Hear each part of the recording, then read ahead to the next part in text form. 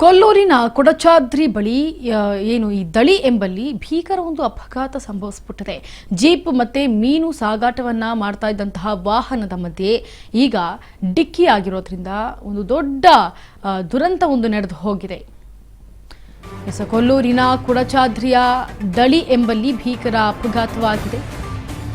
Jeep ಮತ್ತೆ ಮೀನು ಸಾಗಾಟ ಮಾಡ್ತಾ ಇದ್ದಂತಹ ವಾಹನದ ಮಧ್ಯೆ ಡಿಕ್ಕಿ ಆಗಿದೆ.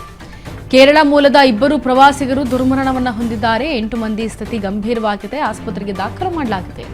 ಜೀಪ್ನಲ್ಲಿದ್ದಂತಹ 3 ಮಕ್ಕಳು ಸೇರಿ 8 ಮಂದಿಗೆ ಗಾಯಗಳಾಗಿವೆ. ಕೊಲ್ಲೂರು ದರ್ಶನ ಮುಗಿಸಿ ತೆರಳುತ್ತಾ ಇದ್ದಾಗ ಈ ಅವಘಡ ಸಂಭವಿಸಿಬಿಟ್ಟಿದೆ.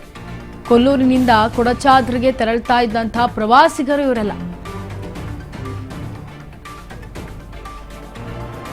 ಮೆಲ್ಪೆಯಿಂದ ಶಿವಮೊಗ್ಗಕ್ಕೆ ತೆರಳುತ್ತಾ ಇದ್ದಂತಹ ಮೀನು ಸಾಗಾಟ ವಾಹನ ಕೊಲ್ಲೂರು ಪೊಲೀಸ್ ಠಾಣೆಯಲ್ಲಿ ಸದ್ಯ ಈ ಪ್ರಕರಣ ದಾಖಲಾಗಿದೆ. ಈಗ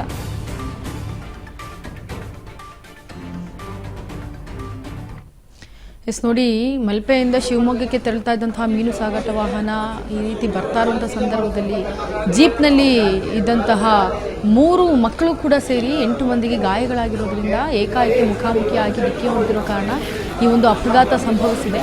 ಇನ್ನು ಈ ಅಪಘಾತದಲ್ಲಿ ಈಗ ಇಬ್ಬರು ದಾರುಣವಾಗಿ ಸಾವನ್ನಪ್ಪಿದ್ದಾರೆ.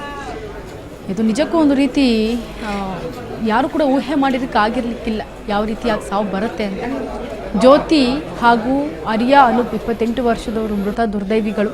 ಇನ್ನು ಗಾಯಾಳು ಆರ್ಯ ಅವ್ರಿಗೆ ಒಂದು 20 ಏಜ್ ಇರಬಹುದು. ಇನ್ನು ಅರ್ಜುನ್ 9 ವರ್ಷದವರು, ಮಿನಿ 60 ವರ್ಷದವರು ಹಾಗೂ ಜ್ಯೋತಿಕಾ 43 ವರ್ಷದ ವ್ಯಕ್ತಿಗಳನ್ನು ಈಗ ಮಣಿಪಾಲ್ KCM ಆಸ್ಪತ್ರೆಯಲ್ಲಿ ದಾಖಲು ಮಾಡಿಕೊಂಡು ಅವರಿಗೆ ಚಿಕಿತ್ಸೆಯನ್ನು ಕೊಡಿಸಲಾಗ್ತಾ ಇದೆ.